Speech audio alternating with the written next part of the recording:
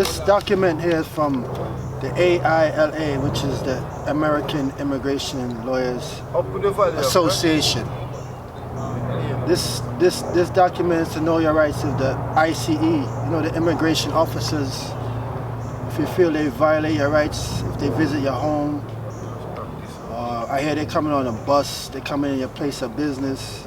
So this is your rights you have. So I'm just gonna read it briefly. All right. All people living in the United States, including undocumented immigrants, have certain U.S. All right. It say all people living in the United States, including undocumented immigrants, have certain U.S. constitutional rights. If you are undocumented and immigration agents, which they call ICE, they knock on your door, you know that you have the following rights. All right. You do not have to open the door. You do not have to open the door or let the officers into your home unless they have a valid search warrant signed by a judge. An ICE deportation warrant is not the same as a search warrant. All right. So if this is the only document they have, an ICE deportation warrant, they cannot legally come inside unless you verbally agree to let them in. You know what I mean? If the officers say they have a search warrant signed by a judge, you can ask them to slide it under the door or hold it up to the window so you can see it. Because if this warrant doesn't have your correct name, your correct address, and is not signed by a judge, you don't have to open the door or let them inside. If at any point you decide to speak with the officers, you do not need to open the door to do so. You can speak to them through the door or step outside and close your door. You have the right to remain silent. You do not need to speak to the immigration officers or answer any of their questions. If you are asked where you were born or how you entered the U.S., you may refuse to answer or remain silent. If you choose to remain silent, you say so out loud.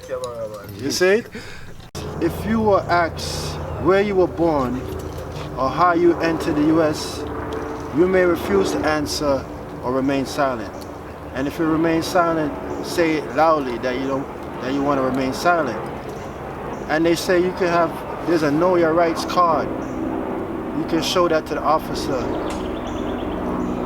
that explains you will remain silent and you want to speak to a lawyer. You may refuse to show identity documents that say what country you are from.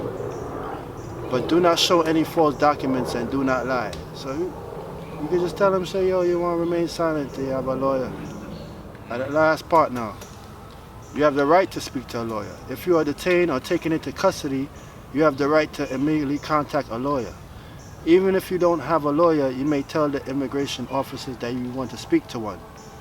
If you have a lawyer, you have a right to talk to them if you have signed a form, a G-28 form, which shows you have a lawyer. You give this to the officer.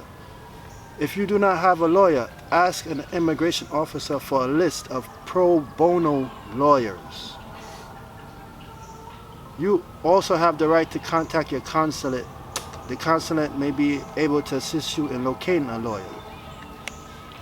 You can refuse to sign all paperwork until you have the opportunity to speak to a lawyer.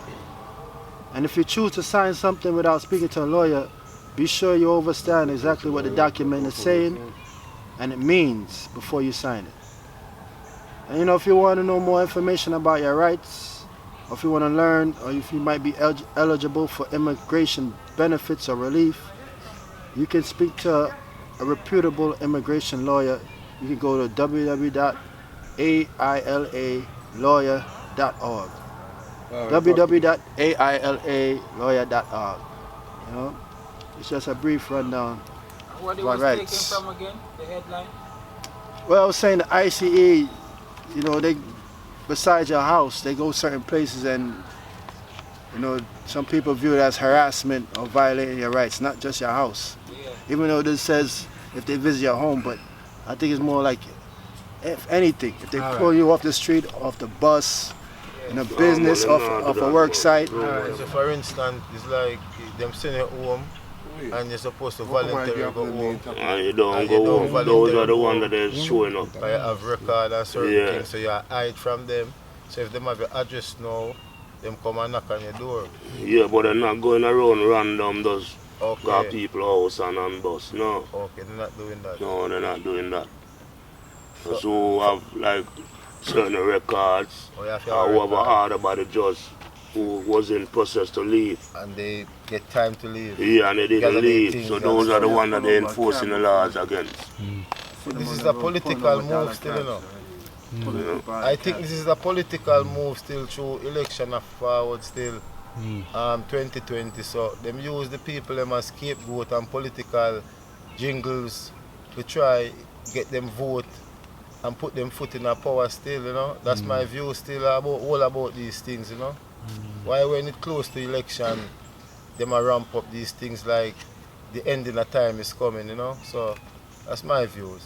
Well, I haven't got much to say, you know. I just believe that I know that this thing is going on must come to an end, you know. Pertaining to I and I being world citizens and pertaining to human rights as His Imperial Majesty agitated for I and I. You know, all of this calamity must come to an end.